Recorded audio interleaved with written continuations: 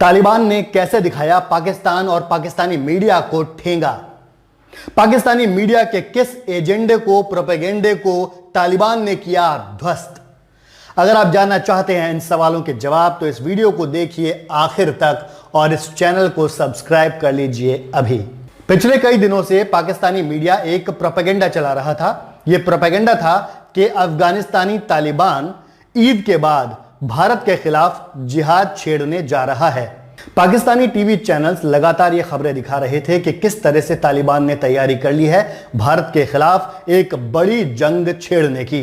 जम्मू कश्मीर में धारा 370 तोड़े जाने के बाद से पाकिस्तान और उसका मीडिया लगातार इस तरह की हरकतें करते रहते हैं। वो किसी ना किसी तरह से भारत के खिलाफ कोई ना कोई प्रोपेगेंडा चलाते रहते हैं। लेकिन पिछले कुछ दिनों से जो हवाबाजी पाकिस्तानी मीडिया कर रहा था उसकी हवा खुद तालिबान ने निकाल दी है। तालिबान के प्रवक्ता सुहेल शाहीन ने एक स्टेटमेंट दिया है और पाकिस्तानी मीडिया की इन सारी खबरों को निराधार बताया है। सबसे बड़ी बात जो तालिबान के प्रवक्ता ने कही है वो ये कि इस्लामिक एमिरेट्स ऑफ अफगानिस्तान यानी तालिबान किसी भी देश के अंदरूनी मामलों में दखल नहीं देता। यानी तालिबान के प्रवक्ता ने यह साफ कर दिया है कि जम्मू कश्मीर भारत का आंतरिक मसला है और तालिबान इसके बारे में कोई राय नहीं देना चाहता, ना ही इसमें कोई दखल देना चाहता है। दूसरी बात जो तालिबान के प्रवक्ता ने कही वो ये कि तालिबान का गजवाए हिंद का कोई इरादा नहीं है। यह स्टेटमेंट बहुत महत्वपूर्ण है क्योंकि ज्योग्राफिकली अफगानिस्तान बहुत स्ट्रेटेजिक लोकेशन पर स्थित है। अफगानिस्तान की सीमा पीओके से लगती है और पीओके के द्वारा ही पाकिस्तान बरसों से भारत में आतंकवाद को बढ़ावा देता आया है। अगर जो प्रोपेगेंडा पाकिस्तानी मीडिया की ओर से चलाया जा रहा था उसको हम ये माने कि वो सच हो सकता है तो इसमें कोई बहुत बड़ी बात भी नहीं है। तालिबान अगर चाहे तो इस तरह की गतिविधियों में शामिल होकर वो भारत की परेशानी को थोड़ा बढ़ा सकता है। अब सवाल यह है कि तालिबान ने आखिर यह स्टेटमेंट दिया क्यों है कि वो किसी देश के अंदरूनी मामलों में दखल नहीं देते। इसकी सबसे बड़ी वजह तो यह है कि भारत ने जिस तरीके से जम्मू कश्मीर में 370 धारा को तोड़ दिया है उससे पूरी दुनिया में एक बड़ा संदेश गया है। दूसरी बात, अफगानिस्तान में तालिबान की नजर सत्ता पर है। तालिबान की कोशिश है कि कैसे वो सत्ता के नजदीक पहुंचे।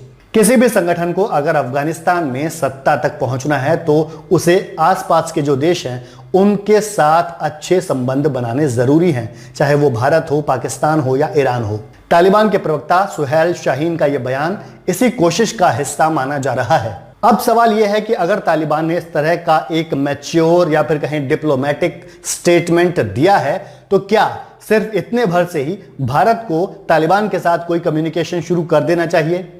अगर भारत तालिबान के साथ कोई कम्युनिकेशन स्टार्ट करता है तो उसके क्या असर हो सकते हैं?